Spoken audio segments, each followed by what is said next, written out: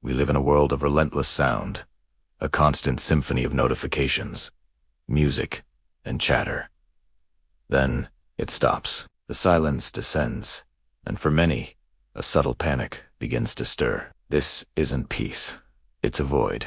Suddenly, we are alone with a mind that refuses to quiet, and an awkwardness that feels physical. Why does the mere absence of noise trigger such profound discomfort? This journey is not just about quiet rooms, but about the hidden corners of our psyche we are taught to avoid. We will unravel how silence becomes a mirror, reflecting back everything we've been running from, and why. In that reflection, we often see a stranger staring back. Imagine a conversation as a delicate dance, a rhythmic exchange of words and cues that builds a bridge between two people. Silence, in this space, feels like the music has abruptly stopped mid-step. We are left frozen, the bridge trembling. Our instinct screams that the connection has been severed, that we have failed a fundamental social test. This discomfort is evolutionary wiring, a primal alert that within a tribe, being cast out of the communicative loop could mean danger. That quiet gap is misread as rejection, judgment, or a glaring flaw in our ability to belong. We scramble to fill it, offering verbal filler as a peace offering to repair the pact. When external noise ceases, the internal cacophony does not politely follow suit.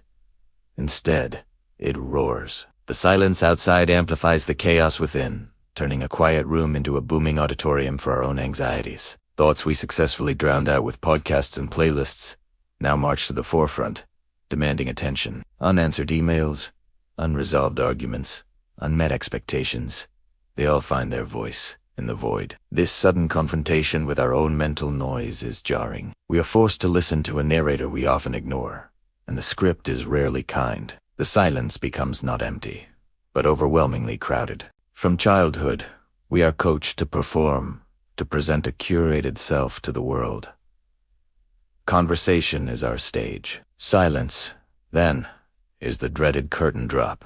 The moment the actor fears the audience sees the real person behind the role. Without the script of small talk or the mask of witty commentary, we feel exposed. We wonder, is my true self interesting enough? What are they thinking of me now? The quiet feels like an interrogation under a bare light bulb, where every insecurity is laid bare. It threatens the persona we've so carefully constructed, suggesting that without constant output, we have no value. Human minds are storytellers, constantly weaving narratives to explain the world. In a conversation, silence is a blank page in the shared story. Our brain, abhorring this vacuum, rushes to scribble in the worst possible plot lines.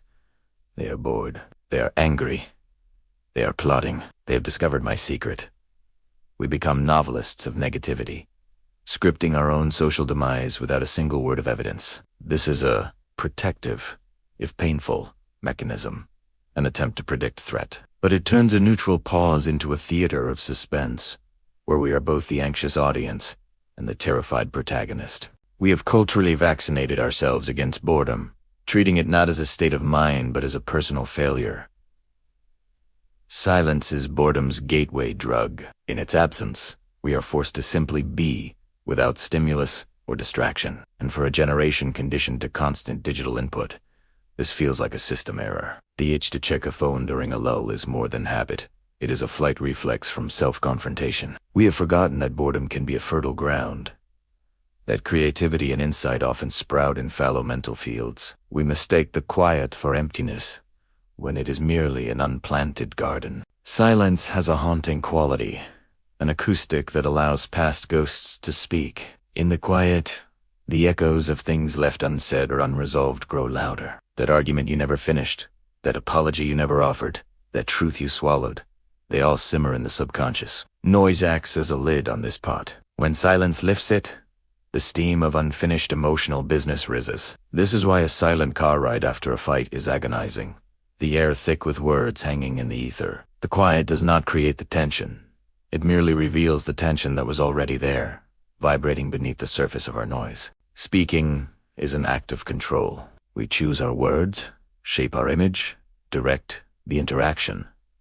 Listening requires surrender. In profound silence, we are thrust into a state of pure, passive reception. We are open, undefended, receiving the world without the filter of our own output. This can feel terrifyingly vulnerable. It means absorbing another person's unfiltered presence, their subtle energies, their unspoken judgments, or even the raw truth of our own environment. We are not doing, we are being done unto. For creatures who crave agency, this receptive state can feel like floating in an unknown sea, unsure of what currents may pull us under. Consider all the noise in your life as a series of clever diversions, a magician's patter designed to direct your attention away from the trick. Silence is the moment the patter stops, and you are left staring directly at the rabbit in the hat, or the empty sleeve. The ultimate trick it hides is mortality, the finite nature of our time. Constant distraction lets us live in a comfortable illusion of endless tomorrows. Silence strips that away,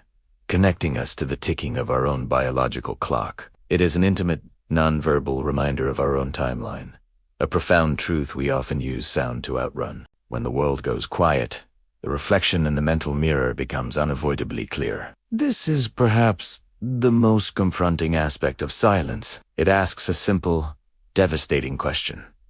Who are you when no one is performing? Without the external roles of employee, friend, or entertainer, we meet the raw essence of our being. For many, this core self feels unfamiliar, a stranger we have neglected through years of outward focus. The discomfort is the shock of recognition, or the pain of realizing we have built a life orbiting a persona, while the authentic center feels hollow, unexplored, and quietly yearning. Neurologically, we are creatures of habit. Our brains thrive on predictable patterns of stimulus and reward. The modern world delivers this in a relentless, dopamine-fueled drip. Silence is a stark withdrawal from that chemical cascade. The brain, expecting its next hit of novelty from a ping or a beat, instead finds nothing. This neurological flatlining is interpreted as a threat to our engagement with the world, triggering subtle anxiety. The itch for sound is, in part, a craving for the familiar neural pathways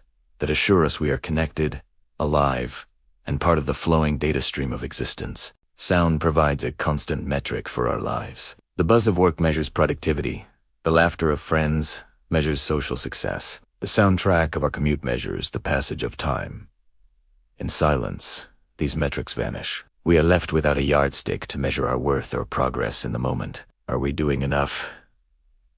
Being enough. The quiet offers no feedback, no applause, no grade. This loss of external validation forces us to generate our own sense of okayness from within, a muscle many have let atrophy. The silence, therefore, feels like being adrift without a compass. In the absence of auditory input, our other senses and internal perceptions turn their volume dials to the maximum. The heartbeat in your own ears becomes a drum, the rustle of fabric a roar. The weight of your own body in the chair feels immense. This sensory amplification extends to emotion as well. A lingering sadness, a quiet joy, a latent anxiety.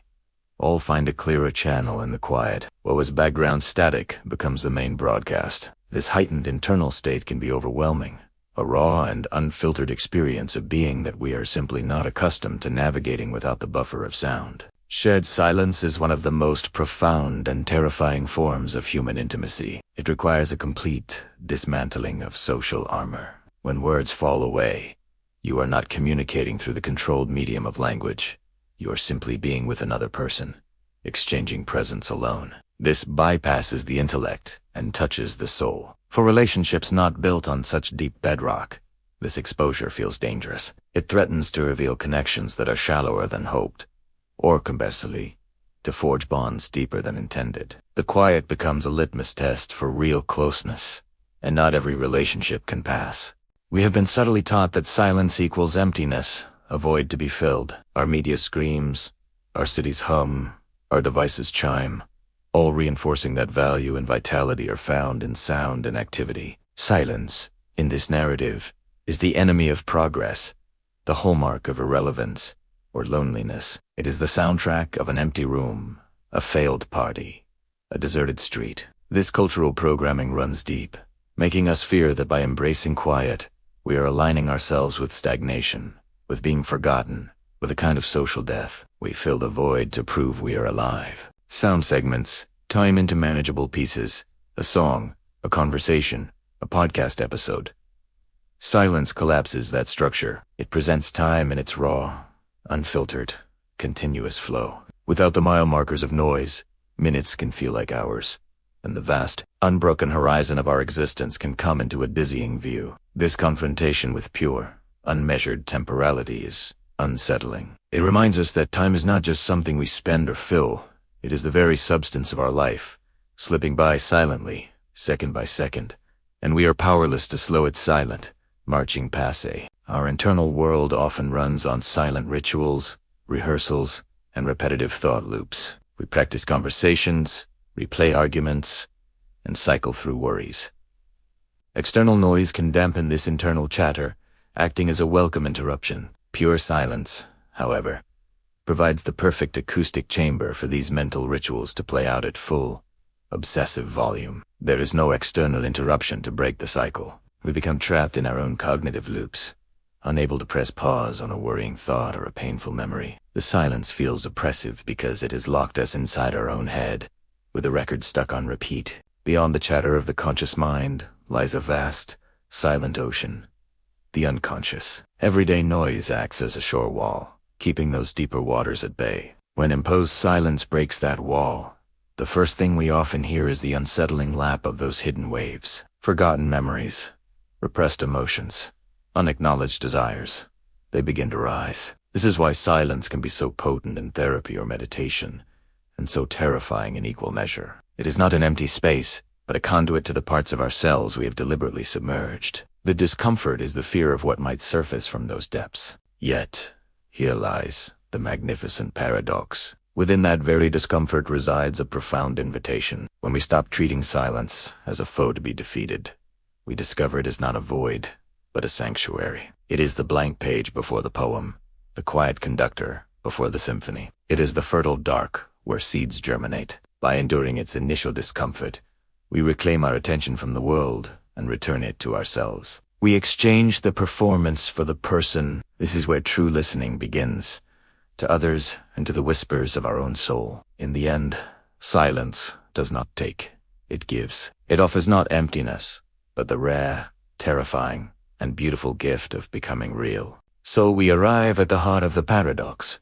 The very silence we flee, the void that sparks such primal fear, is not our enemy, but our most profound teacher. Its discomfort is not a signal to retreat, but an invitation to advance inward. It is the necessary price of admission to meet your true self, to hear your own wisdom over the world's static. This journey through the psychology of silence reveals our deepest anxieties about connection, meaning, and mortality. Yet, by understanding these triggers, we disarm them. We learn that the roar we hear in the quiet is not the sound of emptiness, but the forgotten music of our own existence. The challenge, then, is not to fill the silence, but to let it gradually fill us, to stand in that deafening roar of nothing and discover, to our astonishment, that we are finally, completely present.